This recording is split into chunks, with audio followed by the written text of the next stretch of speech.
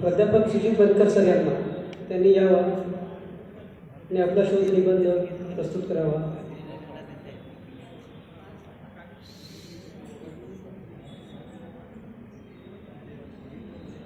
उपस्थित मान्यवर आणि सर्व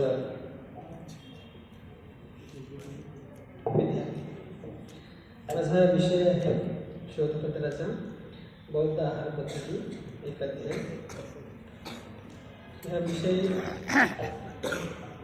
चुनने के पीछे मेरा सिलेक्ट करने के पीछे मेरा जो प्रश्न था वह यह था कि आज जैसे कि हम देखते हैं कि लोग जो है वह काफ़ी बीमारियों से परेशान हैं.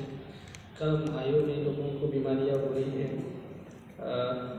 आयु कम होते हुए दिखाई दे रहा है. किसी को हार्ट अटैक आ रहा है तो किसी को कैंसर वगैरह इत्यादि बीमारियां जो हैं वह हो रही हैं.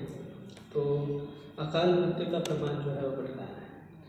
तो यह समस्या है और यह समस्या को देखते हुए मैंने यह विषय चुना है कि बौद्ध आहार पद्धति में इसका कुछ समाधान है क्या. वस्तुतः जब मैंने देखा कि इसके लिए मैंने दो त्रिपिटक के मध्यम निकाय और विनय पिटक ग्रंथ का अध्ययन किया. थेरगाथा थेरगाथा का भी अध्ययन किया.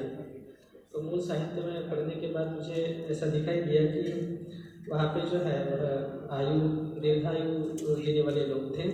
जैसे बुद्ध स्वयं 80 साल जिए हुए थे. उसके बाद जो है वह हमें दिखाई देता है कि बंदे आनंद भी 120 वर्ष की आयु थी उनकी.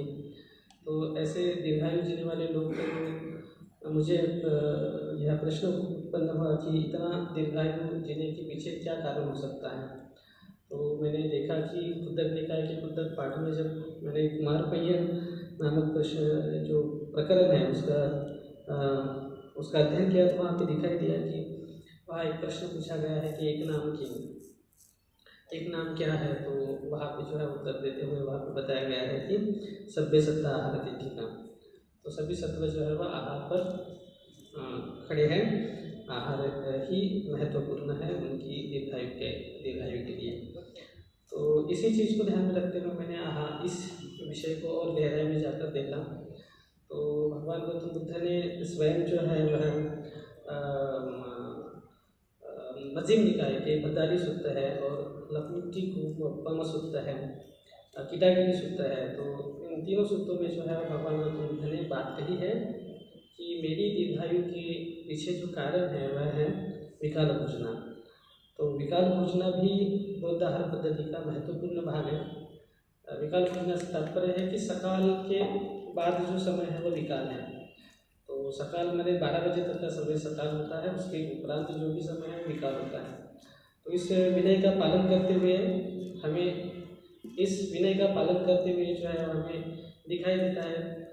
मैं स्वयं थाईलैंड में रहा हूँ. तो वहाँ पे जो है वो 12 बजे के पहले भोजन भिक्षु लोग करते हैं और उसके बाद जो है वो भोजन करते नहीं हैं. वहाँ पे इस नियम का बहुत पालन किया जाता है. तो यह भी एक महत्वपूर्ण कारण है विकाल भोजना. यहाँ पे अभी जो है हम देखते हैं कि लोग जो है विकाल भोजना का पालन नहीं करते हैं. उपोषण के दिन भी लोग जो है वो विकाल भोजना का पालन करते हुए उतनी तन्मयता से दिखाई नहीं देते हैं. लोगों की खाने के प्रति आसक्ति बहुत ज़्यादा बढ़ गई है. बहुत ज़्यादा जो है वो जिह्वा को अति प्रसन्न करने वाले जो भोज्य पदार्थ होते हैं वो ज़्यादा खाते हैं. इसके कारण जो है वह किसी एक चीज़ का इंटेक ज़्यादा बढ़ रहा है. तो पोषण तत्व जो सम प्रमाण में चाहिए थे तो वह नहीं होने के कारण जो है वह व्याधियाँ बढ़ रही हैं, ऐसा दिखाई दे रहा है. उसके बाद जो है मैंने देखा कि भगवान गौतम बुद्ध ने धम्मपद में भी ये बात कही है, भोजन में से मत योग, भोजन में मात्रा क्यों होना चाहिए. तो उचित मात्रा में भोजन करने का ये जो है वो अभाव होने के कारण लोग अच्छा लगता है तो बस बहुत खाना शुरू कर देते. किसी चीज़ को बहुत खाएंगे तो उसके कारण उसका जो शरीर में इंटेक जो है वो ज़्यादा बढ़ जाएगा. उसके कारण व्याधियाँ उत्पन्न हो रही हैं. और जिसको व्याधि उत्पन्न होती है तो व्याधि का उपाय भी आहार से ही बताया गया है. विनय पिटक में भेषज स्कंदक है. तो भेषज स्कंदक में आहार ही बताया गया है। आहार से ही जो है वह व्याधि का इलाज करते हुए वहाँ पे दिखाया गया है। जैसे किसी व्याधि होने पर समझ लीजिए कि फैट्स की कम हो रही है तो चर्बी का सेवन करने के लिए उनको बताया गया है। मूली का सेवन करने के लिए, मूली में जैसे अदरक है, हल्दी है, नागरमोथा है, इन मूल वाले पदार्थों का वहाँ पे वर्णन आया है। कषाय का सेवन करने के लिए बोले, जो काढ़ा है, नीम की पत्तियों का काढ़ा, कुतज, परवल, पगाव आदि का काढ़ा बनाकर पीने के प्रावधान यहाँ पे बताया गया है। पत्ते का सेवन, जैसे नीम के पत्ता हो गया, कुतज का पत्ता, पटुल का पत्ता, तुलसी का पत्ता, कपासी का पत्ता। फल में जो है वो आंवला, बेड़ा, हरद, पीपली, मिर्च। गोंद का सेवन करने के लिए बुलाया है, हींग का सेवन है, और भी हींग का, गोंद का सेवन बताया गया है। नमक में काला नमक, सेंधा नमक, वनस्पति नमक, सामुद्रिक नमक, चूर्ण, बहुत सारे चूर्ण भी बताए गए हैं। तो यह भी वनस्पति से बनाए हुए चूर्ण है, उसका प्रयोग करने के लिए बताया गया है।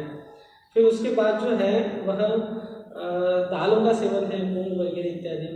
तो ऐसे बहुत सारे चीज़ों का सेवन करने के लिए बताया गया है जो प्राकृतिक इसमें होते हैं। साथ में यवागु का भी यहाँ पे जिक्र आया है। जो यवागु जो है जो बहुत ही पतला होता है, पीने जैसा ही वो पीकर ही उसको ये किया जाता है।